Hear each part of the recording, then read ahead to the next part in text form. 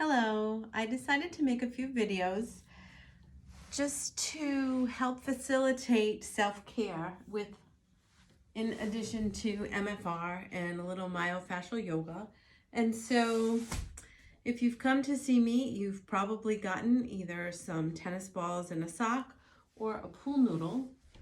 And what I'd like to do is today just show you a few things with a pool noodle. So this is just a little bit thicker of a roller, but it's still got the hole in the middle. And it's the same consistency as a pool noodle. So you can take one of these, you can take a foam roller. If you do get a foam roller, be careful for what I'm going to show you on the spine, because you want it to have a little give. You don't want it to be one of those really hard ones. And so what we're going to do today is I'm just going to show you a few different techniques that you can use with the foam roller. One of the things that I tell people how to get a psoas release is go directly, here's my hip bone, the top of my pelvis, and you want to put the noodle or the roller right across, right over the hip bone. And so I'll show you like this, and you're going to be lying down on a yoga mat or a rug on the floor. Doesn't usually work on a bed, so you can roll it into the right position. And so you can start on the hip bone, just roll back a little bit. And then what you want to do is get comfortable, sink down here and just breathe.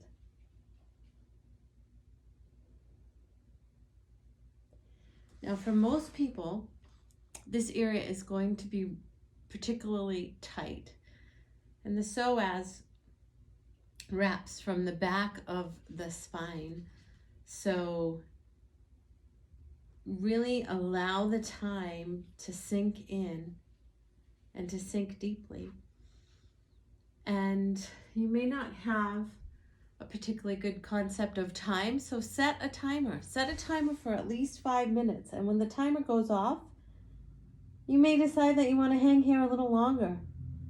Because any kind of pain, and it should never be stabbing, shooting pain, any kind of that therapeutic pain, that tenderness, might even be a burning sensation. You want to sink into that.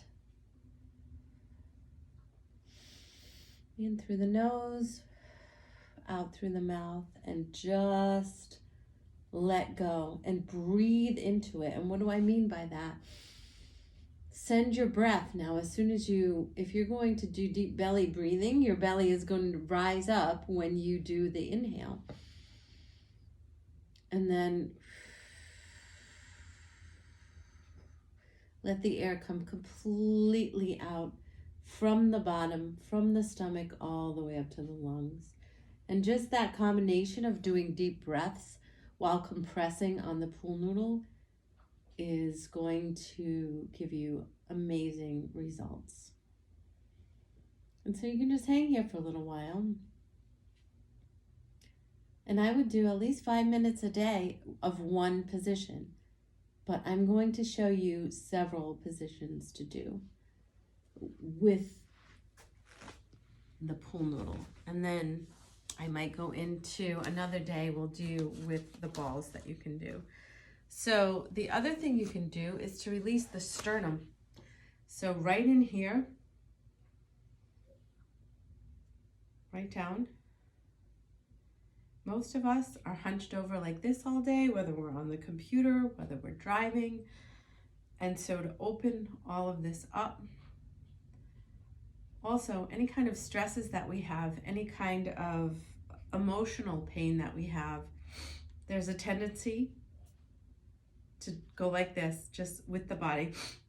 We tense up, we hold our breath. Our breathing becomes shallow. We don't do a full belly breath. Our diaphragm cinches up like that. So what you want to do is, now we're going to go in the opposite direction with the pool noodle. Instead of like this, we're doing it like this. And you're just going to compress down with your chest on the pool noodle. And now this pool noodle, I have a very short torso, so my pubic bone is also resting on the pool noodle. Here, I'll back up so you can see. And some people might experience pain in that area if your pelvis is tilted. So there was a time when this was incredibly painful for me just to do it right here. So just allow that breastbone, the sternum, to just compress into the noodle. And again, for this one, you might want to get a pillow because you want to hang here for at least 5 minutes. You can put your head down just like this. Or if you had a pillow, you could prop it up to the side. The only thing I'm going to tell you about going to the side is if you're doing it for an extended period of time, then please take 3 minutes with your head like this, and then 3 minutes with your head in the opposite direction, because you want to be able to have that flexibility in your neck and balance it out. So you're not, I know side sleepers, I'm a side sleeper. I usually sleep on my right hand side.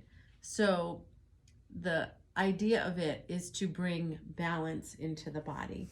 And so you would just compress on this. Now I feel a little tightness in my chest, but nothing like, I was demonstrating this for someone one time and I could not hold it for 3 minutes.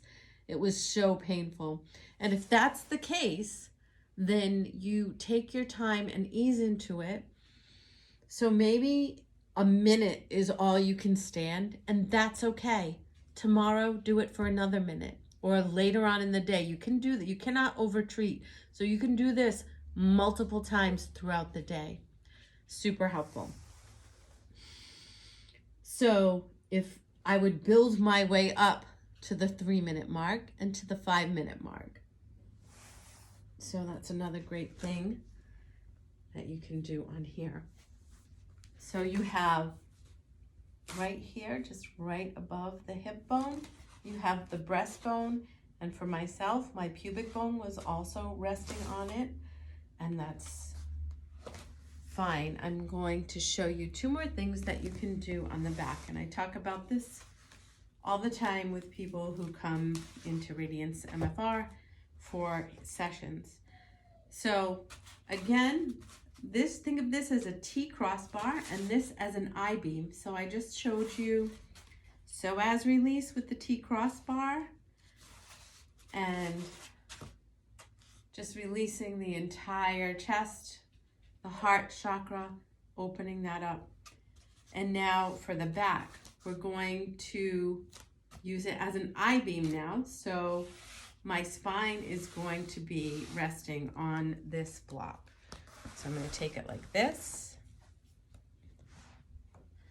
and come down on it gently. So now I want you to be able to see my neck. So again, short torso.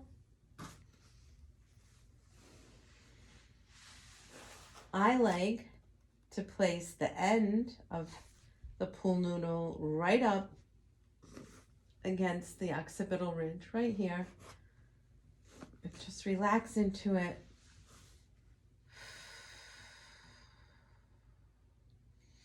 And now it's traveling down my entire spine, and it's going all the way down. This one, because I don't have a lot of space here, is going right all the way. It's supporting my sacrum completely.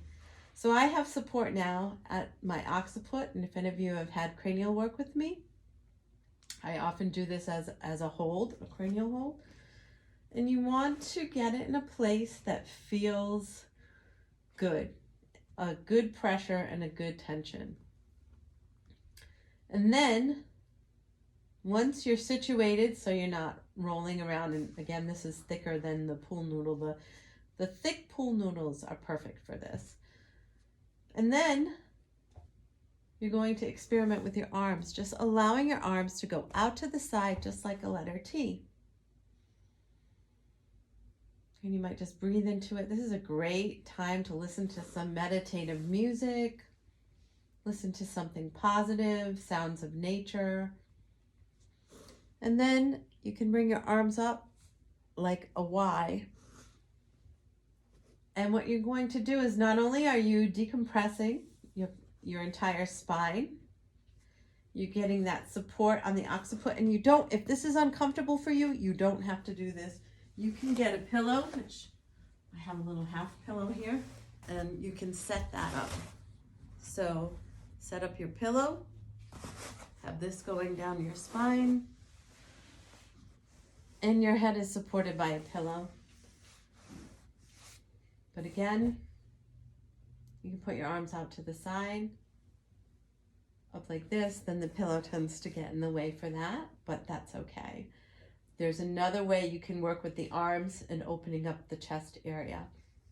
So this is really great just for allowing the spine to just relax and decompress. Okay. And again, you're holding these for a minimum of 5 minutes at a time. The other thing is, so I had it like an I-beam across my spine. The next thing I'm going to do is like a T crossbar. And any of you who knows my work with the alphabet will appreciate that. And then I'm going to put it right underneath my shoulder blades. And this is a really great one. So somewhat like fish pose in yoga. And I'm going to move because my camera, get this. This is a really great one to let the arms go, allow the head to go back. You're getting a nice stretch in the neck. And if you have issues here, then you want to support your head. Support your head with a pillow. But this is a great way to do like a fish pose. And right now, this, because it's a little thicker, it's right across my shoulder blades, but it's allowing this tilt to happen. And we're gonna open up in this region and just lie back and allow the body to gravity to do its work and to open up this entire front body wide open. The heart is open. The shoulders are open, and then with this one, you can go into a Y or you can go straight back. Now for that one, I do need to move it down under my shoulder blades in order to really get, and this is such a good stretch. Sometimes when I work on people in the studio, I'll take their arms and have them grab my wrists and hold them straight back like this. And again, if you don't have the range of motion to be able to do this, that's okay. Let this work meet you where you're at. And maybe this is all you have. And when you do this, you're in severe pain. If you're in severe pain, then it's not going to do any good. And the healing is not going to happen because you need to be in that place of the parasympathetic nervous system engaged, rest and digest. So just a quick review.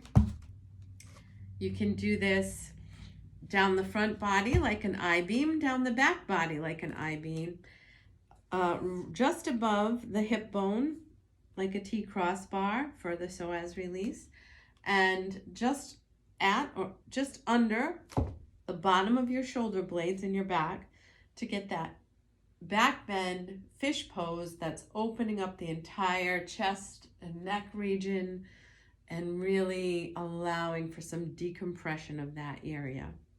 I hope you enjoyed this video, and I hope you take time to practice and do some self-care today. Thanks.